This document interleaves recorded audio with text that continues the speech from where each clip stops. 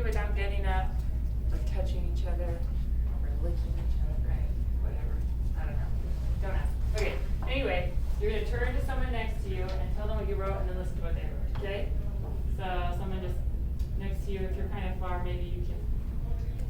I don't know. You can press. Like, you can if you want. You can tell me.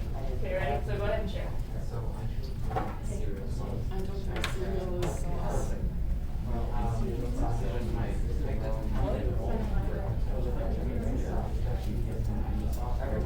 Maybe some really kind of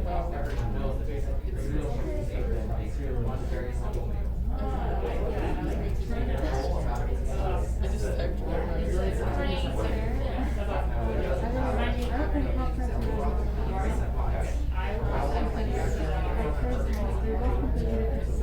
No, I just mean like in case speak as like another On the inside of the popcorn. I did cereal sauce.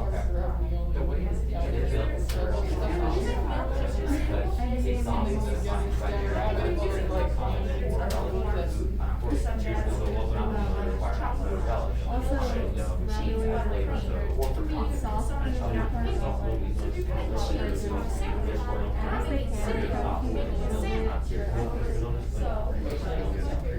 Yeah. So it's not cereal sauce.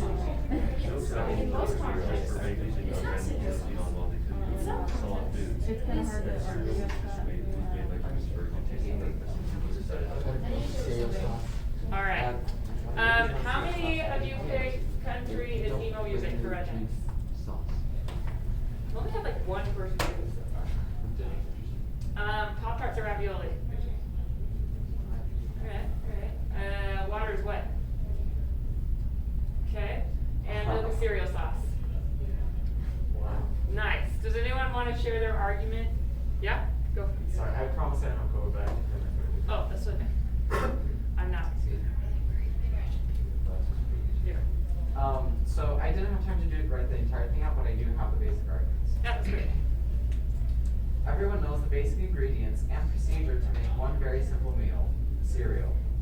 You get a bowl of adequate size and simply pour in your cereal and milk of choice, and no, it doesn't matter which goes in first.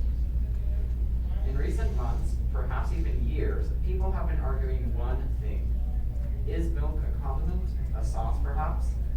Though instinct may lead many to say yes, the answer is clear that milk is definitely not a sauce. The way it is integrated into the cereal and the sheer fact that it's milk leads all signs pointing to no, it is not a sauce. Very nice. I like just kind of like a news feel. Good job. Did you want to tell us your argument? Mine was similar to him. I looked up some definitions. It said that milk doesn't meet the requirements for sauce. Okay, so you went for like a definitional approach. I like that. You went like procedural. Yeah. I wrote that like since milk can be in so many different forms, it's not just cereal sauce. It can be used in different ways, and like cheese and butter on different. Yeah. You're like maybe we could argue cereal or milk is sauce, but to say it's precisely cereal sauce and not anything else is inaccurate. Okay. Yeah. What other arguments do we make? Anyone got the Pop-Tart ravioli want to share? Okay. Some people in my previous classes said that they again looked up definitions and they're like, okay, the definition is a pastry for Pop-Tart. They looked up like Kellogg's explanation of it, right? Like, they said that Kellogg's is a pastry with filling, which is different than a sauce, which is, ravioli is like pasta with sauce inside. So It's kind of like more like a donut with a filling than ravioli. It's Yeah. like a meat pie and a fruit pie. They're still both pies. Yeah, or like a normal fruit tart almost. So I didn't do that, but if we called Pop-Tarts ravioli, wouldn't we call donuts filling ravioli? And then we would just go down the rabbit hole of calling things that are filled with stuff ravioli. Alright, yeah, so you're like, if we extrapolate this beyond what we've got, the one comparison, does that lead us down a slippery slope to pretty soon, like, pillows are fabric ravioli or something, right? I don't know. Okay, good thoughts. I like how all of you didn't say, well, because it's not, right? That's like a terrible argument. Nobody is gonna change their mind based on because I said so, right? You guys came up with some sort of evidence. So whether that was definitions, whether that was comparison, whether that was experiential based on my experience, based on if you look at the steps on how this is completed, there's some things there to show that this won't work. Even what if we extrapolate this further? Then it doesn't work anymore, right? And that's important when you're arguing. If you don't have evidence for what you're saying, nobody is gonna change their mind to believe you. I think like the only person that works for is like parents are like, because I said so. But then like when they say that, you know that there's like a lot of other things that you already know, like, oh, they can ground me. They have this power, right? So you're like, I'll listen to you, I guess. But technically I feel like that's still not a very good argument as a parent. But then like don't go home and tell your parents like when they're like, because I said so. Well, that's not a very good argument, Mom, Dad, because that's not gonna go well for you. But evidence is important when you're arguing. And so this unit, we're gonna talk about what forms of evidence are gonna help you, how to pull quotes from things, from good sources versus not good sources, and help you be really credible arguers in your writing. You do not need to write these down, but these are some of the essential questions we'll be going over. I know at Centennial they probably have like learning targets all over the place, right? And there'll be a lot of classes like that here too. I just like kind of hate the wording learning target. It feels kind of young to me. So essential question, I don't know, sounds more mature. It gives you time to like think about what the answer could be, which is like upper level thinking versus here's what you should learn, right? But these are some of the questions that we'll delve into in this unit. So I call my learning targets essential questions. And that's also part of the AVID program. I don't know if any of you are in AVID, but they use essential questions, so that's why I use those. But basically we'll talk about what the purpose of an argument is, how we construct thesis statements, how do you create convincing arguments, how do you find credible sources, what are the purpose of counterclaims, how do I write an argumentative essay, and how do I use MLA formatting. So we'll talk about a lot of those things in the course of this unit. We're going to do one more writing thing. I want you to free write about why people argue. So thinking about why arguments happen in the first place. And some questions that might help you with that are these questions too. So you can also answer these questions. Why do people get into arguments? What do people want when they argue? Are arguments productive? I think that's an interesting question. What makes someone a good arguer or a bad arguer?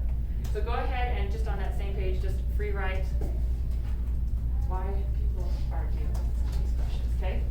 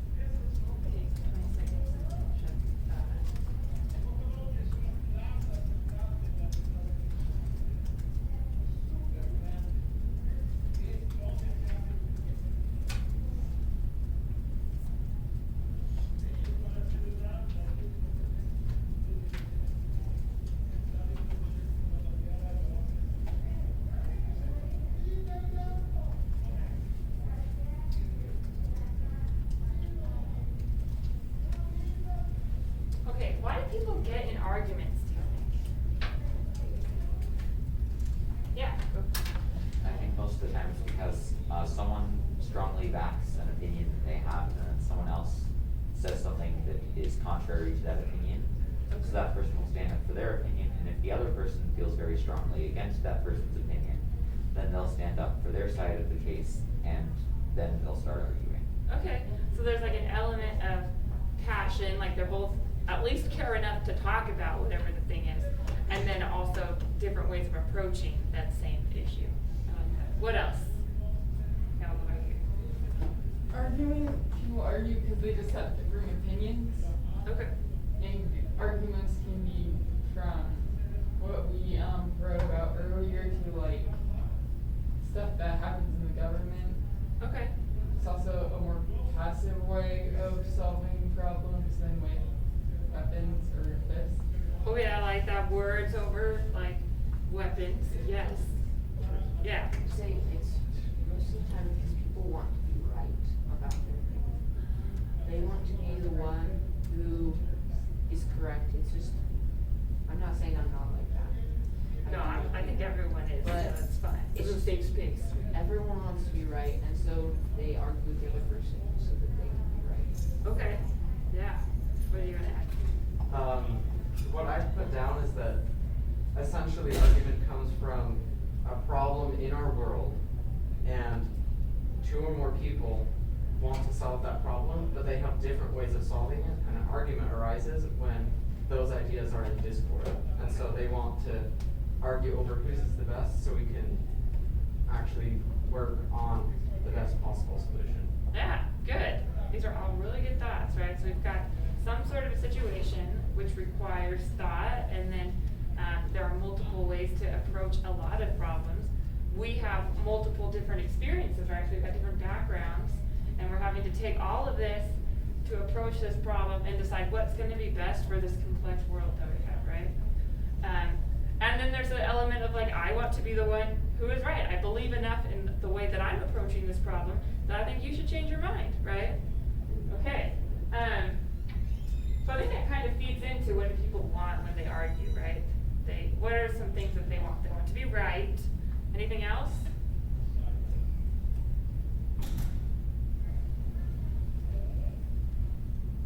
Talked about they want to change, right? They want the other person to change their mind. Okay, so like, I want you to change your thinking, right? Do we ever approach arguments where we want to change our mind? Like, does that ever happen?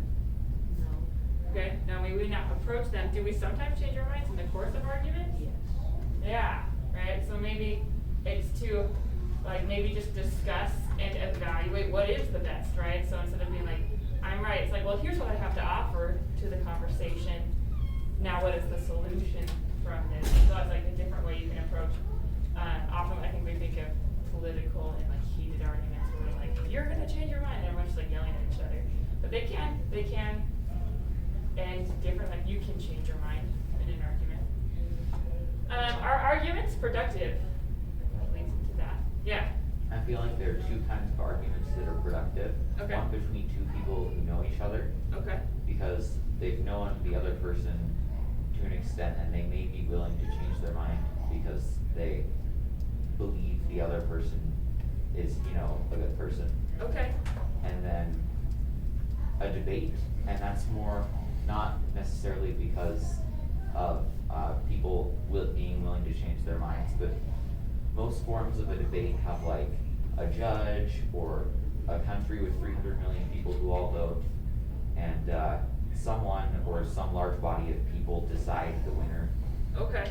And so I think other arguments, just really, like when you go into an argument with a stranger, you're not in the mindset to change your mind. And to some extent, it may be impossible for either of you to change the other's mind. Okay. That argument is just gonna go nowhere. Okay. So I think you said a few important things. One, it matters who the other speaker is, right? We'll learn about something later called the rhetorical triangle.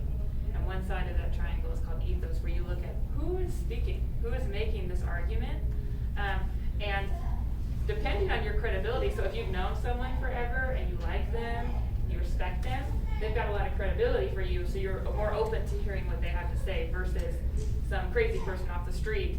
You're probably less willing to listen to them because you're like, you don't have any credibility, right? So that can make a productive argument. You can have people decide on the argument, right, and say like that was productive because I learned this. The other thing is like approaching it with an open mind and actually listening to what they're saying, right? So like it can be productive if both sides are willing to listen and come to a conclusion. Good. What makes someone a good arguer versus a bad arguer? Let's hear from someone on this side. Nico, what makes someone a good or bad arguer?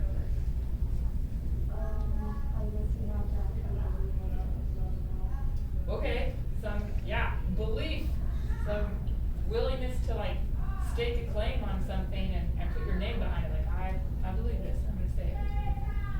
Yeah.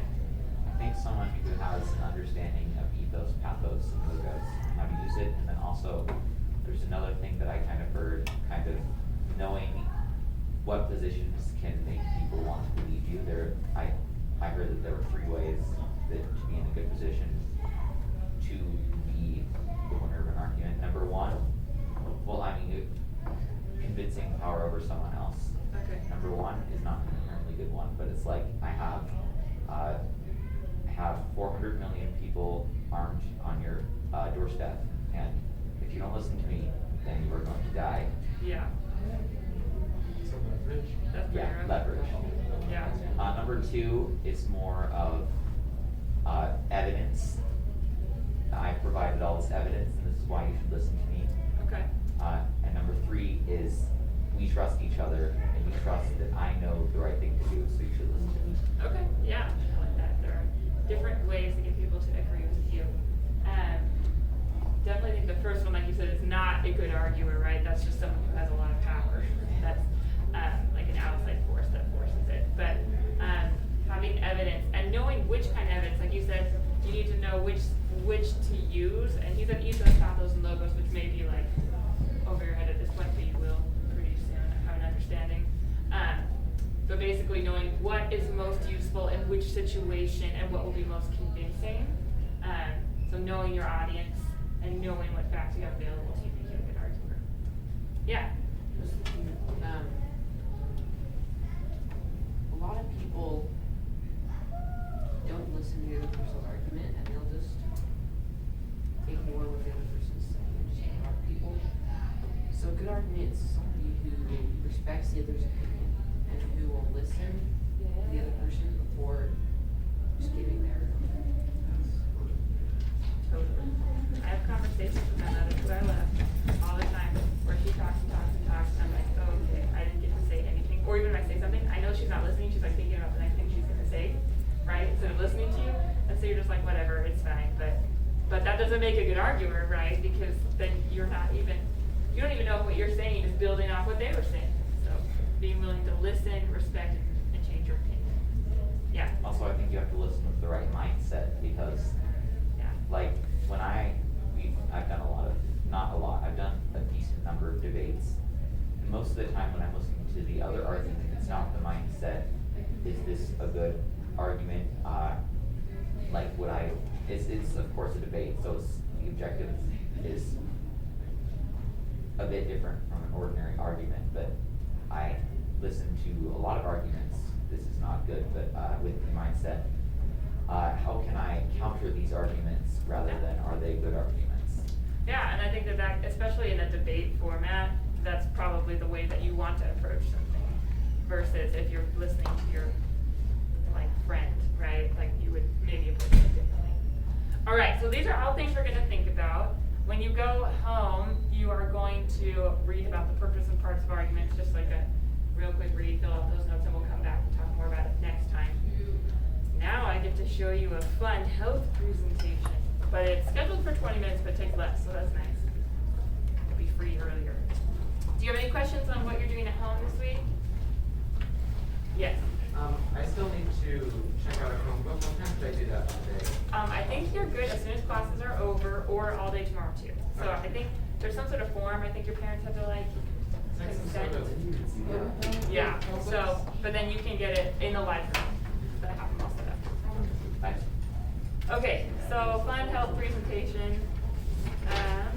Oops. Okay. I'm gonna find it. It's very.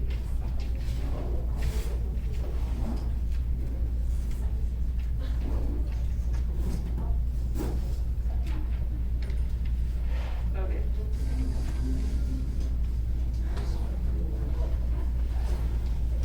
So,